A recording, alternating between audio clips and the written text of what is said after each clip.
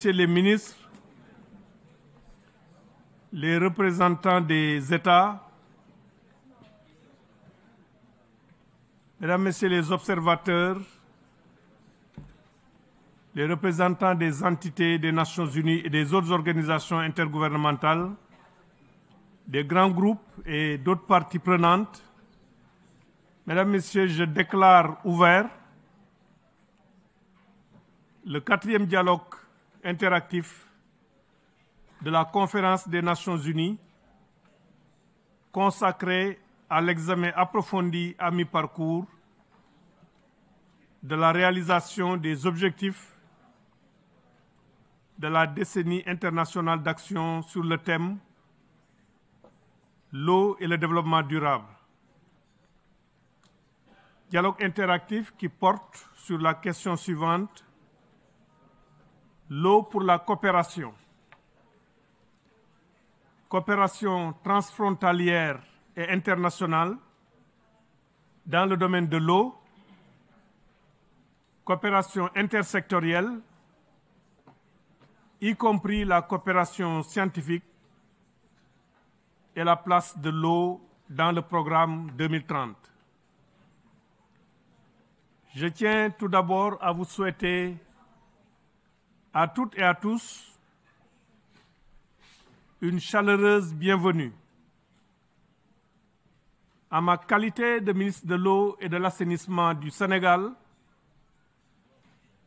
je suis honoré de co-présider ce dialogue aux côtés de son Excellence, M. Christian Frutiger, secrétaire d'État au ministère des Affaires étrangères de la Suisse.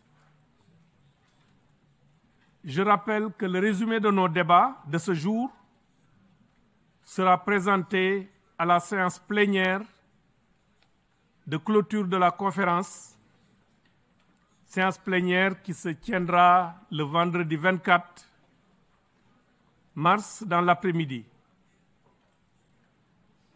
J'ai le plaisir de vous informer que notre débat sera animé par Madame Rola Dashti, secrétaire exécutif de la Commission économique et sociale pour l'Asie occidentale et sous-secrétaire général. Avant de commencer, je voudrais faire quelques observations liminaires.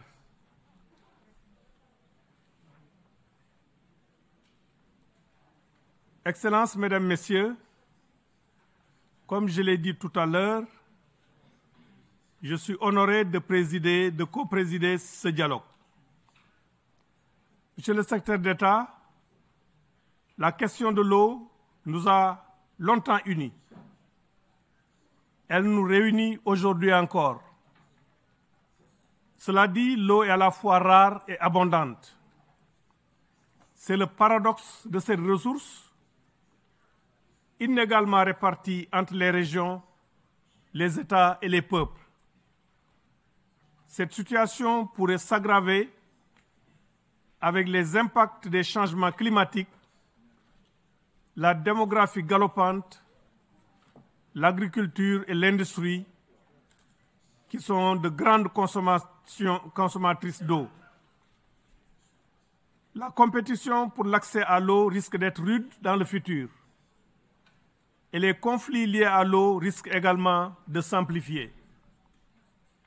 Ce constat est préoccupant lorsque nous remarquons un manque de gouvernance autour des cours d'eau, des lacs et des aquifères transfrontières. Une centaine sur plus de 270 fleuves et lacs transfrontaliers dans le monde ne disposent pas de cadre de coopération. Nous remarquons aussi le déficit et la quasi-absence de cadre de coopération pour les eaux souterraines partagées, qui aujourd'hui assurent l'irrigation de 40% des terres et la subsistance d'environ 2 milliards de personnes.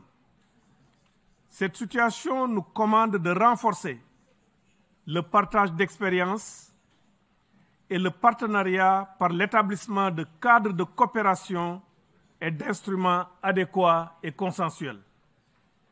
En entamant ce dialogue, l'occasion nous est ainsi donnée de rappeler la centralité de la coopération dans l'atteinte de l'ODD 6 et d'aborder, entre autres questions, le rôle important de l'hydrodiplomatie dans la prévention des crises, l'action des organismes de bassin dans la coopération transfrontalière, les mécanismes de financement innovants et de gouvernance de l'eau et le rôle des partenariats multi-acteurs dans des dynamiques de construction de la paix et d'une prospérité partagée à l'échelle des territoires et des États.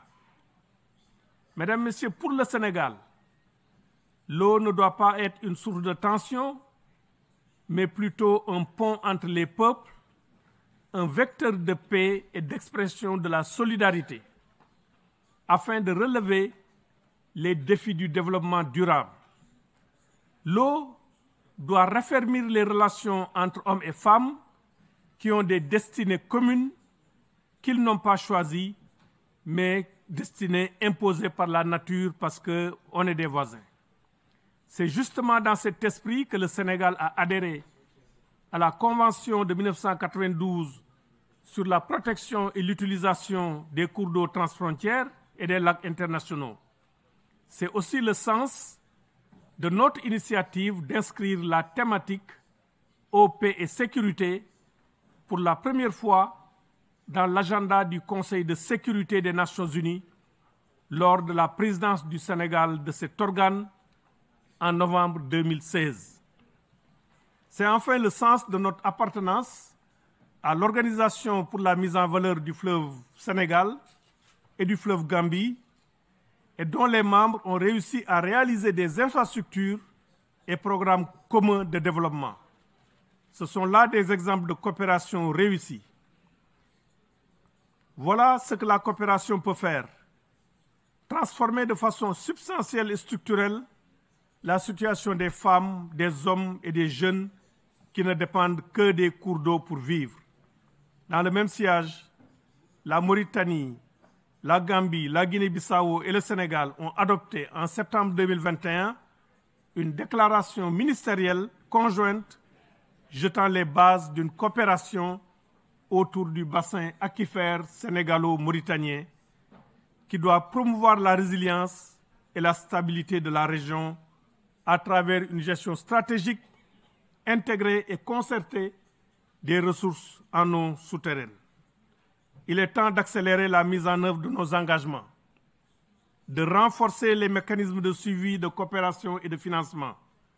À ce propos, la déclaration de Dakar intitulée « Un Blue Deal pour la sécurité de l'eau et de l'assainissement, pour la paix et le développement », adoptée lors du 9e Forum mondial de l'eau, ainsi que le plan d'action des bassins, des fleuves, des lacs et des aquifères lancé au cours de ce forum, sont dans le plan d'action pour l'eau et ces instruments proposent des mesures concrètes. Le lancement de la coalition pour la coopération dans le domaine des eaux transfrontières en décembre dernier, lors du sommet ONU-Eau sur les eaux souterraines à Paris, va dans le même sens. Mais au-delà de ces initiatives, la coopération doit être aussi économique et financière en soutenant davantage les investissements en la matière. C'est pourquoi le président Macky Sall a lancé lors du 9e Forum mondial de l'eau de Dakar le panel international de haut niveau sur les investissements dans l'eau en Afrique afin de mobiliser 30 milliards de dollars US par an jusqu'en 2030. Enfin, Mesdames, Messieurs, le Sénégal reste convaincu que l'eau doit être un trait d'union entre les peuples et demeurer un vecteur essentiel de paix et de résilience. C'est pourquoi nous demeurons convaincus que la coopération est la voie du salut qui doit guider nos actions dans le domaine de l'eau, mais également dans la mise en œuvre de l'agenda 2030. Je souhaite, pour terminer, que les résultats de ce dialogue répondent pleinement à nos attentes et je vous remercie de votre écoute attentive.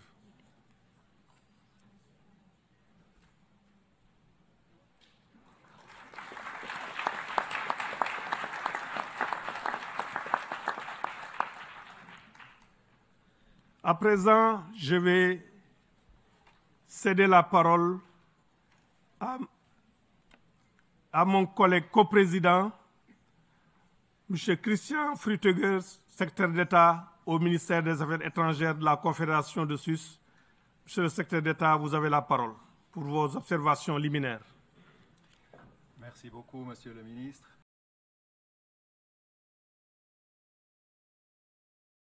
Messieurs les ministres, les ambassadeurs, Madame la modératrice, je voudrais d'abord vous remercier tous et toutes pour vos riches contributions diversifiées qui montrent encore une fois de plus la pertinence et l'actualité du thème du dialogue interactif numéro 4 portant sur l'eau et la coopération.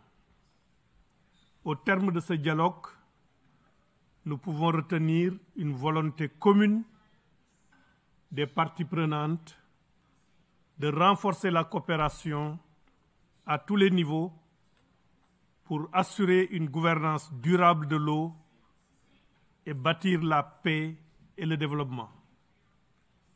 Ainsi, à la lumière des échanges que nous avons eus cet après-midi et des discussions, je vais me hasarder à retenir quelques recommandations. 1. Accorder une attention particulière aux enjeux de l'eau dans la coopération bilatérale et multilatérale, y compris aux échelles sous-régionales, régionales et internationales. 2. Encourager et renforcer les organismes de bassin et soutenir leurs efforts pour la gestion inclusive, durable et intégrée des ressources en eau. 3. Renforcer la coopération et le partenariat mutuellement bénéfique en matière de gestion de bassins transfrontaliers, y compris les bassins aquifères, notamment en favorisant les échanges d'informations, d'expériences, de connaissances et de bonnes pratiques. 4. Placer le dialogue, la coordination et la coopération au cœur de la résolution des différends dans l'esprit de l'hydrodiplomatie. Et 5. Mettre en œuvre la coopération multi-acteurs, multilatérale et bilatérale dans le domaine de l'eau en partageant les expériences pour le développement de projets de résilience basés sur les données et les connaissances. Comme engagement concret pour la mise en œuvre du Water Action Agenda, il est heureux de souligner la mise en place de la coalition sur la coopération transfrontalière en tant qu'initiative majeure qui permettra de consolider les actions pour accélérer et rendre opérationnelle la coopération à tous les niveaux. À cet égard, il est nécessaire de répertorier les actions et engagements inscrits dans le Water Action Agenda comme des initiatives pertinentes pour accélérer la coopération dans le domaine de l'eau. Maintenant, pour terminer, quelques messages clés que nous pouvons retenir pour les adresser aux décideurs.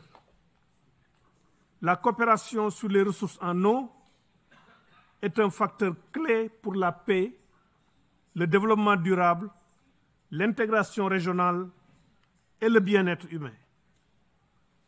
La coopération pour la gestion conjointe des ressources souterraines et des eaux de surface de l'amont à l'aval, au niveau des bassins nationaux et transfrontaliers, cette coopération doit être soutenue, notamment en renforçant les organismes de bassins nationaux et transfrontaliers, en les renforçant au plan technique, en les renforçant au plan financier et en les renforçant aussi au plan de la volonté politique et au plan diplomatique. La coopération doit être multidisciplinaire et impliquer différents types de collaboration. Collaboration Nord-Nord, pays du Nord, collaboration pays du Nord, pays du Sud, collaboration Sud-Sud. Et inclure cette coopération le soutien à la planification des ressources en eau, le partage des données et des informations, le renforcement des capacités et le financement de la gestion des ressources en eau, en particulier au niveau du bassin national ou transfrontalier. Les partenariats à différentes échelles administratives entre divers secteurs et parties prenantes doivent être renforcés, encouragés avec l'inclusion et la collaboration entre les organismes publics et privés, mais aussi les organisations de la société civile, y compris les organisations de femmes, de jeunes et de migrants.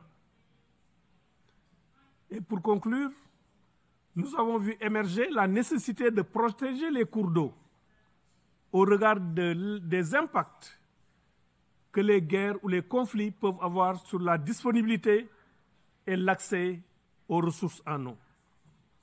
Nous avons vu aussi dans les échanges l'importance de prendre en compte la dimension politique de l'eau au-delà de celle technique afin d'en faire un outil de paix, de stabilité et de prospérité durable. Mobiliser des ressources financières adéquates, ont émergé aussi des débats.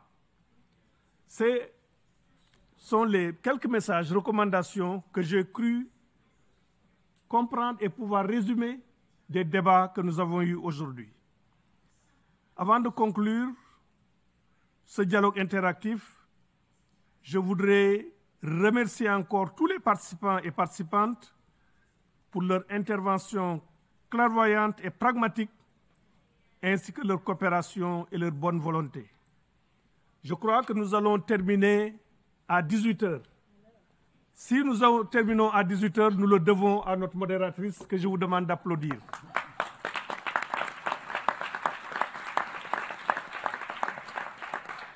Et je voudrais aussi remercier tous ceux qui ont contribué à la réussite de ce dialogue. Nous sommes là en train de parler, mais il y a des gens qui travaillent en back-office, notamment tout le personnel de l'ONU, tous ceux qui nous ont supportés, qui ont préparé ce dialogue, et les interprètes aussi qui nous ont accompagnés. Je voudrais remercier tout le monde et féliciter tout le monde pour le travail qui a été accompli.